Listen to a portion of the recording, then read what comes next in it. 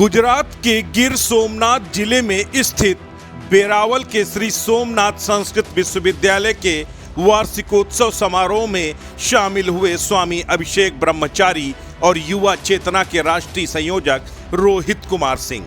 स्वामी अभिषेक ब्रह्मचारी वार्षिकोत्सव समारोह के मुख्य अतिथि के तौर पर शामिल हुए, तो वहीं युवा चेतना के राष्ट्रीय संयोजक रोहित कुमार सिंह ने विशिष्ट अतिथि के तौर पर समारोह को संबोधित किया।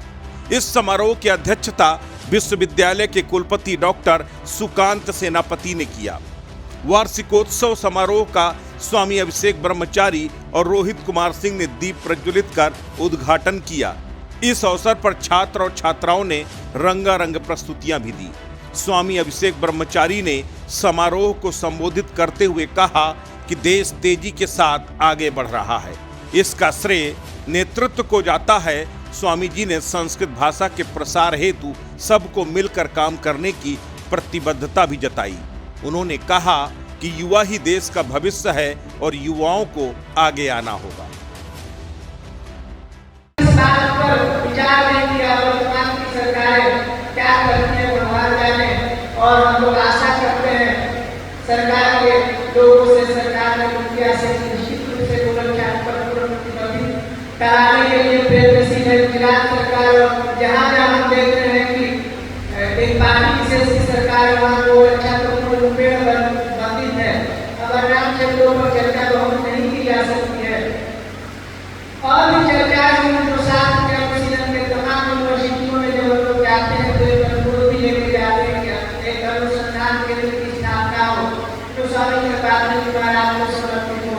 पूरी के 143वें शंकराचार्य स्वामी भारती कृष्ण महाराज हुए, जिन्होंने एक वैदिक मैथमेटिक्स के नाम से उनको जाना जाता था। जब हमारे वेद के अस्तित्व को नकारा जा रहा था, जब वेद को के बारे में भ्रांतियां फैलाई जा रही थी, उस समय उस महापुरुष ने अथर्ववेद के 16 सूत्रों को कानून किया जो वैदिक मैथमेटिक्स के नाम से आ जाना जाता है। तो हमारे शास्त्रों में अज्ञान तरह के ऐसे विषय होंगे जिसका हम जैसे पुस्तक मान की चर्चा आती है। वहीं युवा चेतना के राष्ट्रीय संयोजक रोहित कुमार सिंह ने प्रधानमंत्री नरेंद्र मोदी की तारीफ करते हुए कहा कि शिवाजी महाराज के अधूरे कार्यों को पीएम मोदी ने पूरा किया है।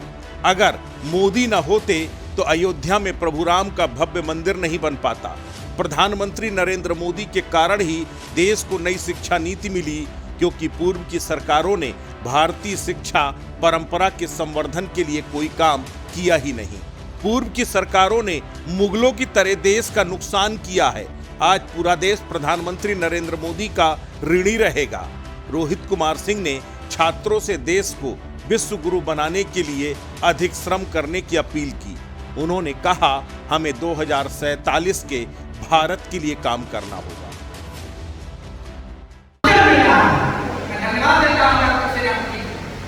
आपने हमें आमंत्रित किया, आपने सोमनाथ की पवित्र भूमि पे आने का अवसर दिया। हम लगातार स्वामी अभिषेक ब्रह्मचारी जी के सानिध्य में देश भर में सनातन धर्म के संरक्षण के साथ भारत की पुरानी शिक्षा पद्धति को फिर से जीवित करने का प्रयास कर रहे हैं। मित्रों, इस देश पर औरंगजेब के अलावा भी घोड़ी गद्दी ने कई अत्याचार नहीं किए, कुतुबुद्दीन ऐबक ने कोई कम अत्याचार नहीं किया, औरंगजेब अकबर बाबर ने कोई कम अत्याचार नहीं किया, लेकिन यह देश क्यों बचा